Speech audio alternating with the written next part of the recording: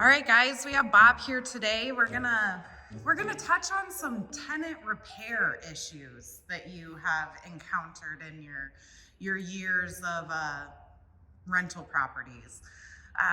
So first things first, do you have a couple of stories that will just blow our minds on what tenants have done? Oh, I mean, besides our rental property, I used to take care of 100 homes in a government-funded area. Okay. So those those were some of the more interesting ones with bugs and rats or whatever. But I remember one time reaching into a furnace trying to reset a limit switch on one of the old furnaces. Pull your arm out, you're covered in roaches. Okay. Um, I guess one of the worst, because we did everything over there, rotted sewer lines. Um, Inadvertently started a family feud over that one. Oh. Rotted out the line, and let's just say there was some protection on the end of my cable from rotting the sewer. And I'm like, "This, you guys can't flush these down the toilet. You're not supposed to." And he's like, "I don't wear them." So Yeah. that kind of was an awkward situation. Right? He's like, "Can it be anyone else's sewer line?" I'm like, "No, sir, it's directly, this is yours that goes to the street." Far as, I mean, that's one of them. Rotted a toilet once that had a potato in it.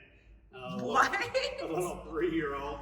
At least she let me know what I was up against. The lady was like, "Listen, my 3-year-old dropped like a red potato down the toilet, and it fit perfectly. It would not let anything down through it." Man. We've been on some that, well, same thing. The folks that I don't do it, but if your heat goes out, they're open up their stove for heat.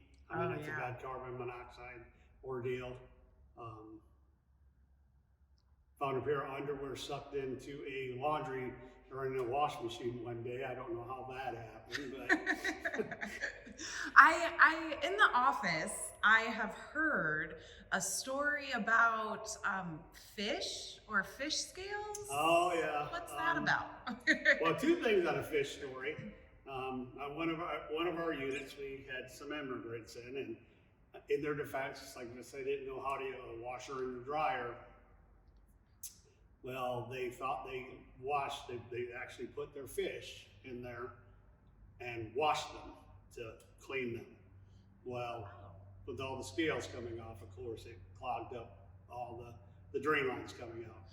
Same thing, they'll scale them in their sinks and just try to wash them down without a garbage disposal, even with one.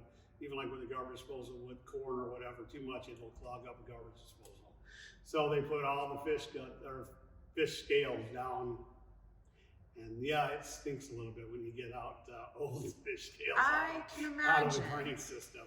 So speaking of garbage disposals, we have a ongoing battle in our home regarding the things that you can put down a garbage disposal and things that you should not, and what will happen when you put things like potato skins and vegetables down your garbage disposal. Yeah, the garbage disposals are meant for minor little scraps. But I can tell you, my wife has done the same thing, skinned a whole bunch of potatoes, turned on the garbage disposal. Well, then Bob's there taking all the traps apart, because all it does, it doesn't grind them up good enough, and it just shoves them, it compacts them in your drain pipes. So if you're lucky enough, you can take off the P-trap, dump them out, poke it out, or whatever. But yeah, they're made for little scraps. I mean, they say they'll crush bones and so on and so forth. But you also have to realize, even if they're working at their fullest potential, if you're in a 40-year-old house with an old drain system, an old cast iron that might have a burr in it, even if it gets it down there, it's going to catch on the burr and eventually clog up your line. So really big stuff. I mean, if you've got a plate full of crap or you're peeling stuff, throw them in the garbage. When you're rinsing off your plate because you got a couple of pieces of scrap on your plate at the end, sure, turn on the garbage disposal, rinse them down there. That's my advice. Thank you for that. So I'm not crazy No, by ma'am. saying that we should not do this. No. Got it. What are some other tenant things that have come up that has either furthermore wanting to have rental properties or have maybe pushed you to the opposite end of those maintenance issues? If you have rental properties, you're gonna find out that just tenants, well, they don't treat it as your own. So unless you're handy or you have enough equity or room in there, a lot of the tenant stuff you're gonna have to pay someone to fix a lot of their stuff. I mean, they will do. I'm trying to think of another incident over there. They always overload the circuits. I mean, everyone's like, oh, you get a surge protector. Well, then if it's not convenient, you'll see way more crap plugged into a surge protector. Now with the new ground fault outlets, you get a lot of phone calls because they're made for, they see an influx of power. So on a lot of the new houses, when you plug a vacuum in and hit the switch, it'll blow a breaker. Most people are afraid to death of electricity, so you're not going to show them about how to reset the breaker, and the new ones are a little wonky to begin with. Okay. Water on the floor when they're doing, they'll just have piles of water. They don't, when they're washing their dishes, if they don't turn it down, or there's sprays going everywhere. So, it'll eventually ruin your floors.